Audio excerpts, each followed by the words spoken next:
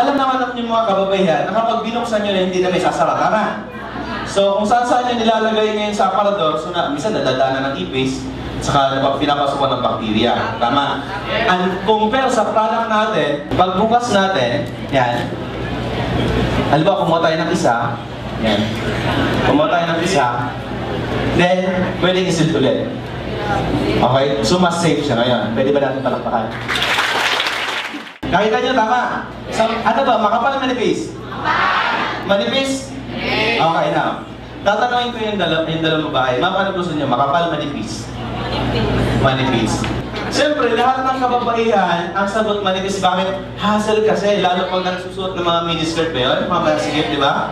Ang pangit, di ba? Para kung may diaper sa likod, di ba?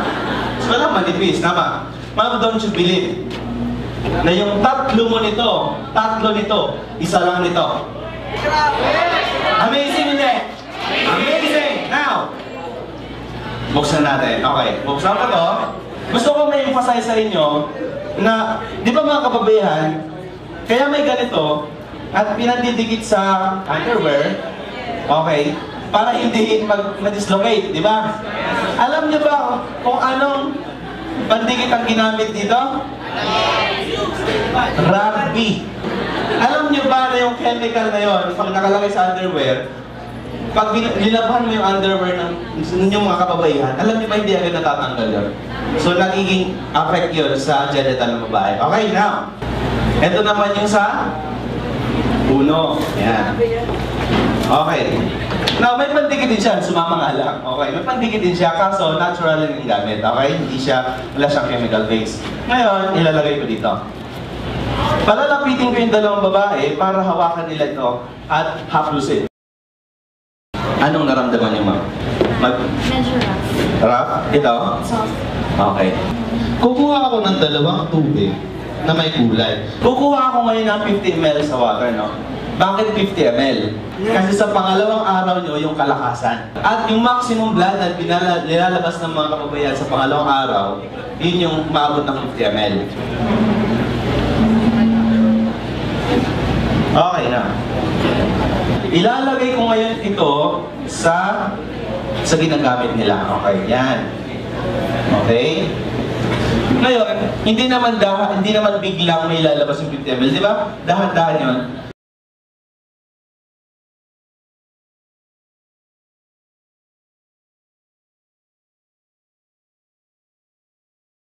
So, para fair, ilagay din natin ulit 50 ml.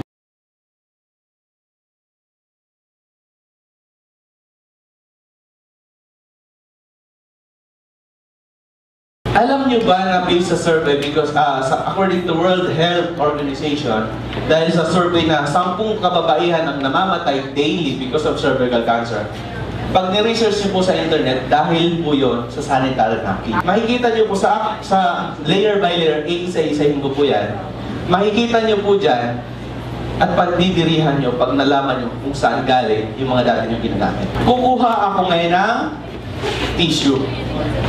Okay? Para saan yung tissue? Para diinan nila. Bakit diinan? O bakit? Kayo bang mga kababayan, pag meron, di ba kayo umuupo? O di ba napipiga yun? Di ba? Di ba ingat-ingat eh?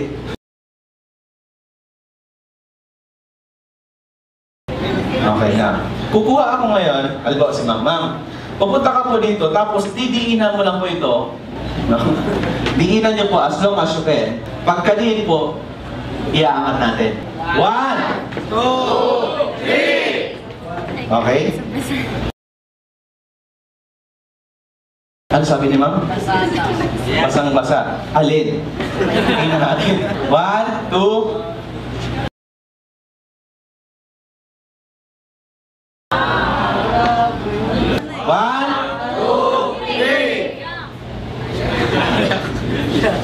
Ano ulit? Basa.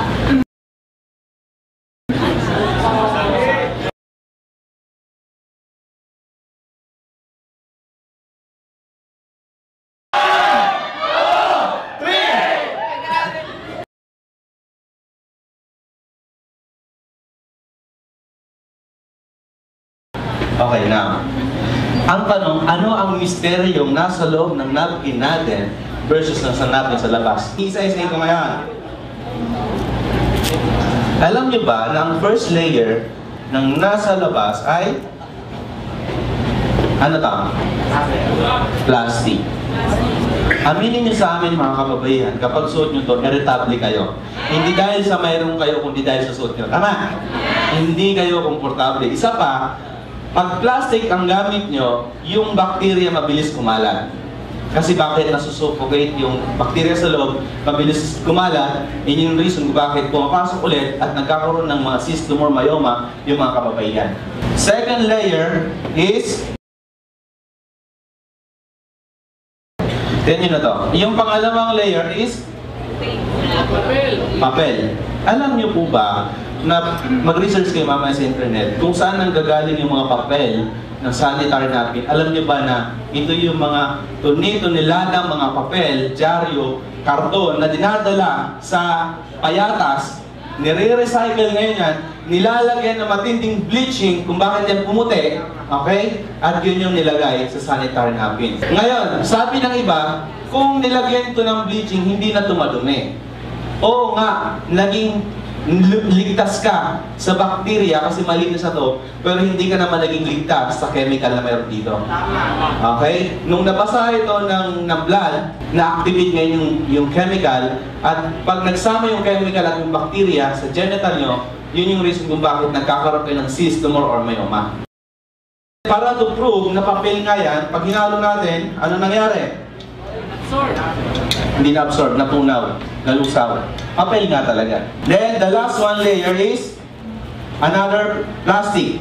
Ngayon, kung titingnan nyo, yung plastic na to, actual, okay, non-breathable plastic. Pag sinabing natin breathable plastic, yung hangin hindi nakaka-come and go. So that's the reason why suffocate ngayon yung bacteria sa genital ng mga kababaihan.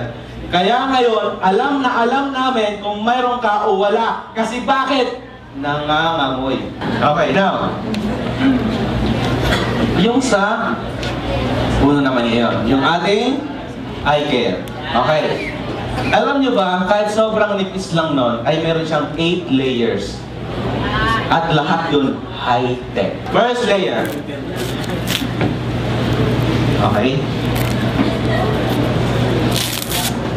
Ito po yung first layer niya. Para ma-prove natin, mamahawakan nyo po. Anong pakiramdam? Sir. Soft, di ba? Mga kababaihan, pag ito ang suot-suot nyo, hindi siya plastic, soft siya, di ba? Ano mararamdaman nyo? Di ba? Komportable. So ngayon pa lang, magiging komportable talaga kayo. Then, yung second layer, ito yung wala sa karamihan. The magic. Okay, ito po yung negative ion. Negative ion ang pumapatay ng 99.9% bacteria sa genital nyo. Siyempre dahil nasa napkin yan, so pag ito nabasa, kasi na-activate lang po yung negative ion sa sanitary napkin na to pag nabasa. So pag nabasa siya ng blood, ma-activate na yung negative ion. At isa pa, kung ikaw po ay may dysmenorrhea, okay, yung mga delay, hindi dahil buntis, kundi talagang delay, tama? So ito po yung makakatulong, especially yung mga may myoma. Okay, wag po kayong magugulat kung after 30 days nyo po itong ginagamit. Kasi mayroon po tayong panty liner na may ganito. Kung after 30 days or more than pa, or baka nga 3 weeks lang or 2 weeks lang, lumabas yung myoma nyo is because dahil po yung dito. So makakaligtas na po ko at makakaiwas na po kayo sa operation. Kaya kung mayroon ka ngayon, as soon as possible, gamitin mo ito. Makakatulong po. It is proven and tested. Pag nakita niyo sa internet, proven and tested na marami na po itong napagaling. Pwede po sa okay. Yung pangatlo natin ay eto. Pumunit na lang ako ng isa. Alam niyo po ba ito ay cotton? Para ma-prove natin, ma'am, pakihawakan. Di ba cotton siya? Hindi siya plastic. Cotton siya. Para ma-prove natin, ilagay natin sa tubig. Okay, haluin. Kahit anong halo natin yan. Still, buo pa rin. Kasi 100% cotton siya. Okay? Hindi siya papel. Then, yung susunod na layer, ito po yung tinatawag naming lock layer. Pag pumasok na po yung tubig dito, or yung blood nyo, okay, hindi na po siya makakalabas. Take note, mas maliit ang molecules ng water compared sa blood. Tama. Kung yung water nga nakapasok, hindi nakalabas, what more yung blood pa. Now, the next one is gel. Mayroon po siyang gel sa loob. Anong gel ito? Ito po ay corn extract. Kung hindi po kayo familiar dito, sa gel na to, ito po yung mga ginagamit sa mga spa. Ito yung pinanglalagay sa buong katawan para mabanat yung mga balat natin. So, ibig sabihin, very safe po ito. Okay? And then, kahit ilagay niyo po ito sa halaman, katunayan po na hindi siya chemical. Yung halaman mo, imbis na mamatay, lalo siyang tataba. Then, yung susunod na layer, another lock layer ulit. Okay? Another lock layer. Para naman hindi tumagos sa ilalim yung water or yung blood. Okay? Now, ilalagay natin siya dyan. And then, yung susunod na layer is another cotton. Diba ang minis lang niya kanina, pero ang dami, diba? So, cotton ulit, hindi siya papel or plastic, no? Cotton ulit. And then, the last one is breathable plastic. Kung makikita nyo po, mayroon po siyang mga butas-butas na maliliit. Okay? So, para nakakapasok at nakakalabas yung hangin, kasi pag breathable po yung plastic yung gamit, yung bacteria po hindi mabilis kumalat. So, that's the reason why, kahit mayroon ka, hindi namin mahahalatang meron ka. Ano ba ang ibang benefits ng negative ion na to? Alam nyo po ba, ito po ay nag-i-increase ng 15% energy sa katawan ng tao. 15%. Ang mga kababaihan po, kapag mayroon yan, matamlay yan. Tama? Walang ganang lumakad-lakad, walang ganang gumala, tama? Kasi mayroon sila na parang matamlay, mahina. Pero pag gamit-gamit po nila itong eye care, dahil po sa negative ion na to, kahit mayroon sila, still, kung ano yung energy nila, ganun pa rin. Okay lang ba yan? Pwede po bang palakpakan yung product natin? And maraming salamat po sa inyong tatlo. Maraming salamat po. Sana sa mga kababaihan ng mga nandito, maintindihan nyo. At sana mapalitan nyo na yung product na ginagamit nyo.